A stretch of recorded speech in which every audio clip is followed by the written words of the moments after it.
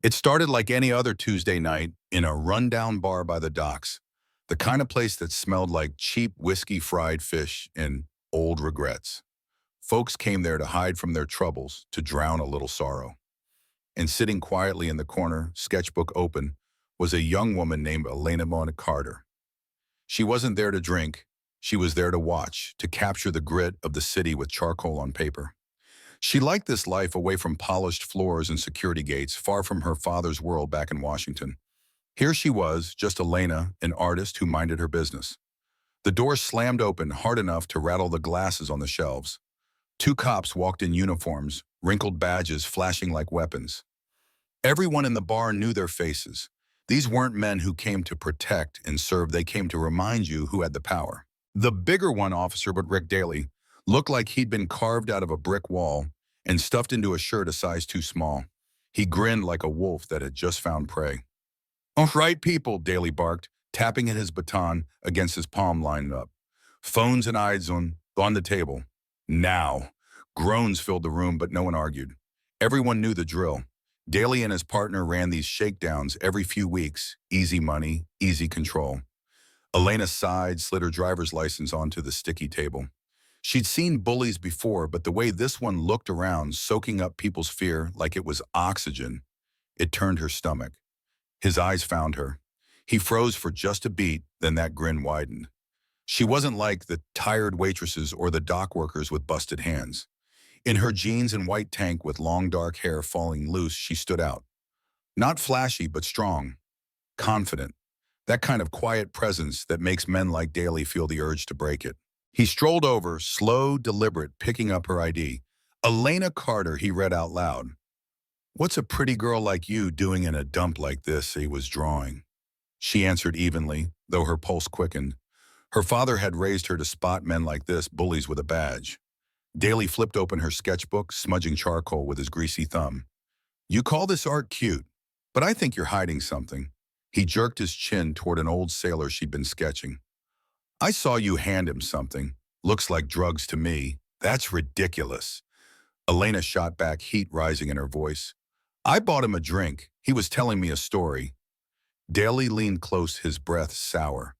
"That's what they all say." Then his hand clamped down on her arm, rough and final. "You're coming with me." Every instinct told her not to fight, not here, not now. As he dragged her out past the silent stairs of the bar, Elena kept her head high. She wasn't giving him the satisfaction of fear, not yet. At the precinct, Daly didn't take her to the booking desk or in front of cameras. He led her down a cracked hallway to a back room no bigger than a closet, one metal table, one flickering light. He pushed her into a chair, sat across from her, like he owned the place. He flipped through her sketches again, mocking every line.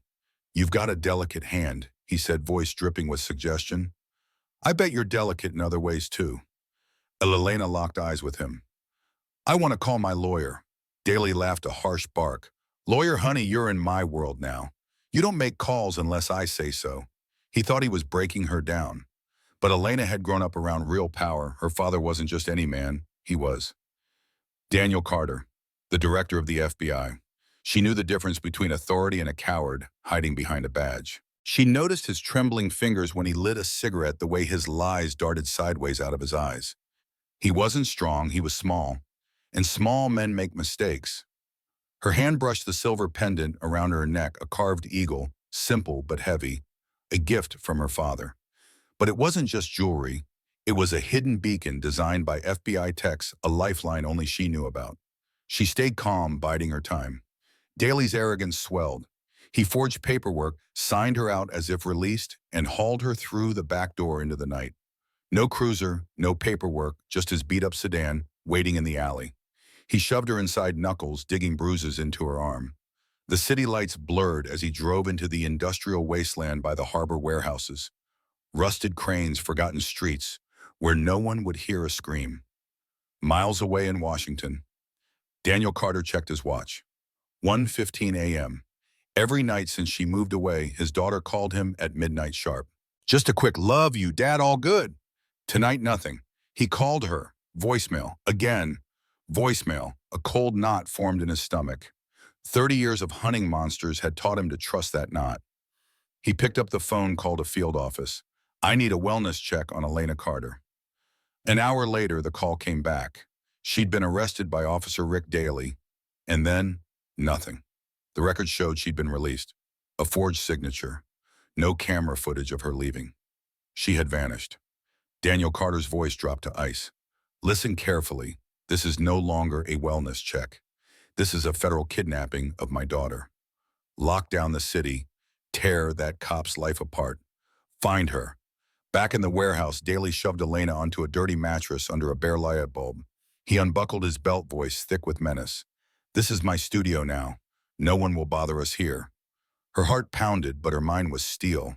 She pressed the eagle pendant, head and tail together 3 seconds. A faint vibration buzzed against her skin. Signal sent. Somewhere out there, servers lit up. Agents, scrambled satellites turned their eyes toward the docks. Daly leaned in, smirking. Ready for your lesson. But before he could finish, the first faint wail of sirens reached the walls. He frowned. Then another, and another. Louder, closer. Helicopter blades thundered overhead.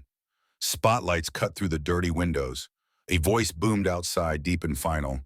Rick Daly, this is the FBI. You are surrounded. Come out with your hands in the air. Daly's face drained of color. He spun toward Elena, voice cracking. Who are you? She said nothing, just looked at him with calm, whiskey-brown eyes. The hunter had become the hunted. The side door exploded inward, a flashbang of steel and smoke. Black-clad agents poured in laser sights, painting Daly's chest like a dozen red suns. FBI, get down. His swagger collapsed into a pathetic whimper. He threw his hands up, stumbling backward. The same man who strutted through bars, mocking and threatening, was now on his knees, begging. Through the haze, a figure stepped inside. Not in body armor, but a tailored suit flecked with dust. Daniel Carter. He glanced at his daughter, relief flashing across his face, then fixed his gaze on Daly. Cold, controlled rage filled the room.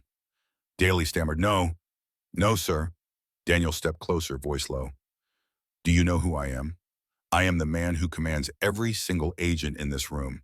But more importantly, he paused, eyes narrowing. I am her father. Daly's last shred of defiance crumbled.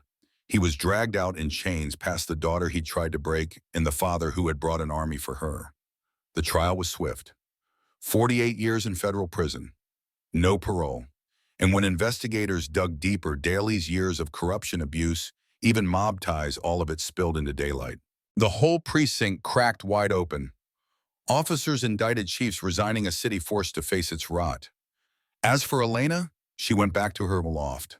The first nights were hard, the silence felt sharp, unsafe. But slowly she picked up her pencil again. She didn't draw the monster who tried to cage her. She drew the faces of her city, rough and enduring. She drew seabirds free against the morning sky, and on her desk, the silver eagle pendant gleamed, not just a beacon of rescue, but a symbol of strength, of a father's love, of a woman who had stared into darkness and refused to break. You know, folks say justice doesn't always come, that the system's too broken. But sometimes the right signal at the right time brings the whole world rushing to your side. So tell me, what do you think? Was 48 years enough for a man who abused his badge like that? Can one act of courage really force a corrupt system to change? Drop your thoughts below. I want to hear your stories. And don't forget to like and subscribe if you believe justice real, justice still matters.